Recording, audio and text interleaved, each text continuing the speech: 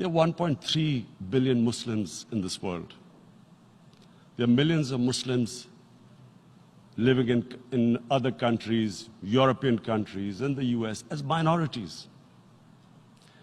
Islamophobia, since 9/11, has grown at a pace where it is alarming. Human communities live together. There should be understanding amongst them. But Islamophobia is creating a division. Muslim women wearing hijab, it's become an issue. It's become an issue in some countries. Hijab is some sort of a weapon. A woman can take off her clothes in countries, but she can't put on more clothes. How is this happening? Because of Islamophobia. And how did this Islamophobia start? After 9/11. And why did it start? Because certain Western leaders equated terrorism with Islam. Islamic terrorism.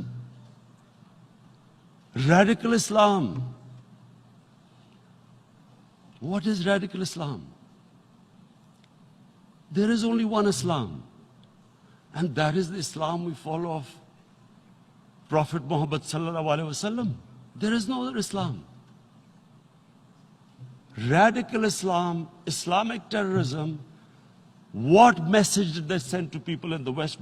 And why is there Islamophobia? How is a person in New York, in the Midwest, in the US, in European capital, how is he going to distinguish between who is a moderate Muslim and who's a radical Muslim? Because terrorism has nothing to do with any religion. This Islamic terrorism, Islamic radicalism, and sadly used by leaders, this has been the main reason for this Islamophobia. And it has caused pain amongst Muslims. We in Muslim countries watch this Islamophobia traveling abroad, and it's getting worse. And may I just say, Mr. President, that in European countries, it is marginalizing Muslim communities.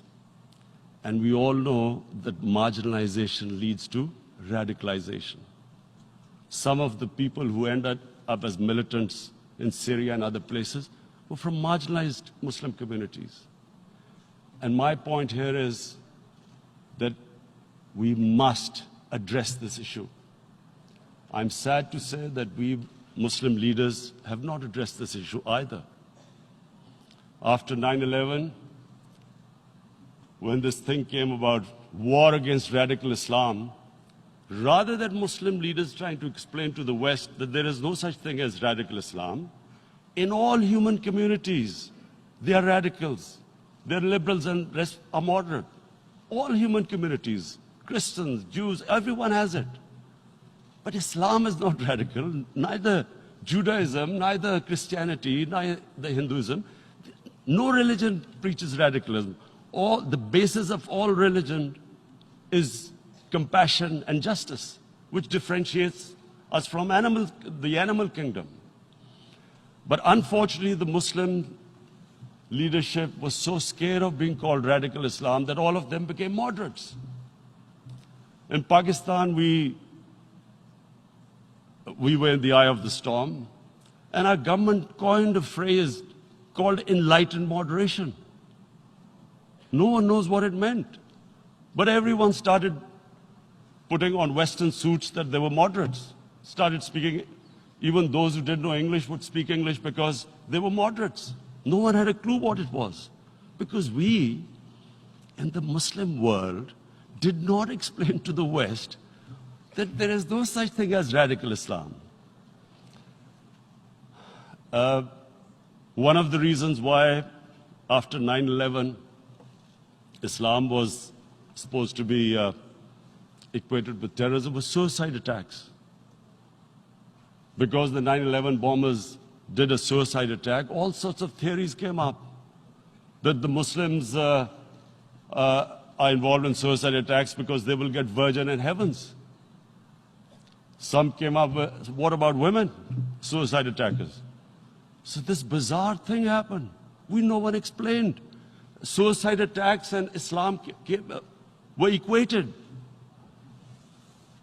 No one did research that before 9/11, the majority of suicide attacks in the world were by Tamil tigers, who were Hindus. No one blamed Hinduism, and quite rightly. What has Hinduism got to do with what desperate people were doing in Sri Lanka? We all know about, we've seen films about Japanese kamikaze pilots at the end of the Second World War doing suicide attacks. No one blamed the religion. But here we were trying to prove we were moderates and not explaining to the West. But the most important thing I wanted to say here today, in explaining this Islamophobia, Mr. President, and I feel it's very important because I've spent, because of I played professional sport in England, I spent a lot of time there. So I know how the Western mind works and how West views religion. So where the misunderstanding about Islam came.